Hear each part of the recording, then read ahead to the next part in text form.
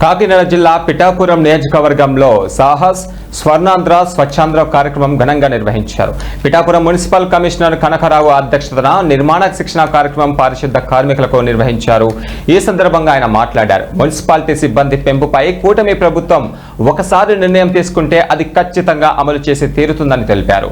దానికి నిదర్శనం నూతనంగా 45 మందిని పారిశుద్ధ కార్మికులుగా నియమిస్తూ వారికి శిక్షణ తరగతులు ఇప్పించడం, వాటిపైన అవగాహన కల్పించడం జరిగిందన్నారు.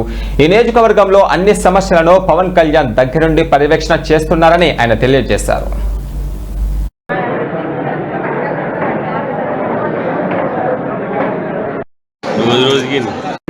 కార్మికులందరికీ కూడా ప్రత్యేకంగా ధన్యవాదాలు తెలియజేస్తున్నాం.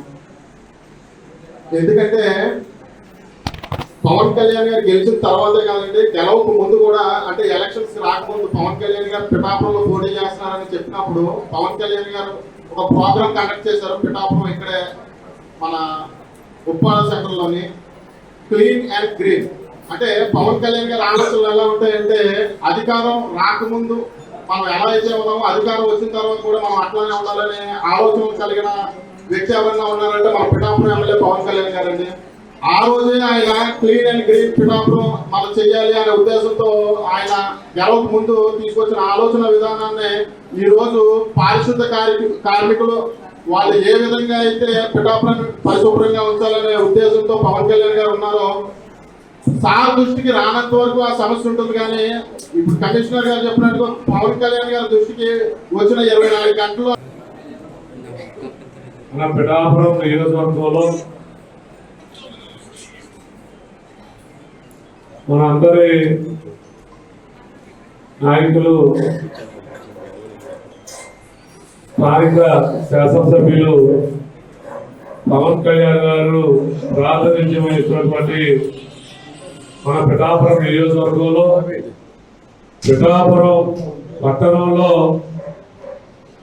ఏదైతే పిఠాపురం మున్సిపాలిటీలో ఈరోజు శానిటరీ వర్కర్స్గా ఉన్నటువంటి మీ అందరి కోసం ఒక బృహత్తరమైనటువంటి ఈ కార్యక్రమానికి మాజీ శాసనసభ్యులు దర్బాబు గారు, డైనామిక్ కమిటీ సభ్యులు ఓదూరు కిషోర్ గారు, అలాగే బీజేపీ కమ్యూనిటీ పార్టీ. ఆ రోజు మీ అందరికీ కూడా గతంలో ఏం జరిగింది, ఇప్పుడు ఏ రకంగా మనం 40 మందిని సిబ్బందిని సాధించుకోగలిగాం అనే విషయం మీద ఆ రోజు పిఠాపురానికి మనకి సిబ్బంది తక్కువ ఉన్నారు, సిబ్బందిని తీసుకోవాలని చెప్పేసి ఆల్రెడీ కలిసి పెట్టడం జరిగింది. కానీ ఆ రోజు కమిషనర్ గారు, ఈయనకి ముందు కమిషనర్ గారు ఆర్థికంగా మున్సిపాలిటీ తరఫున పరిస్థితి లేదని చెప్పేసి ఆయన లెటర్ పెట్టడం జరిగింది. ఆ రకంగా మనం పిఠాపురం